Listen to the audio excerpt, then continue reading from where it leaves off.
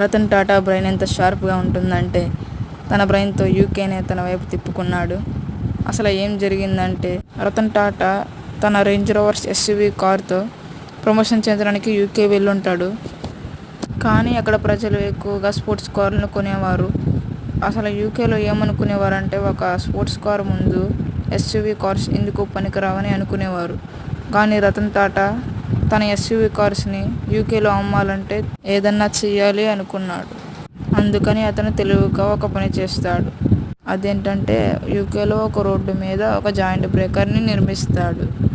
ఆ joint breaker ఎంత పెద్దగా ఉంటుందంటే దాని నార్మల్ కార్స్ కదా, స్పోర్ట్స్ కార్స్ అసలే దాని మీద నుంచి దాటలేదు.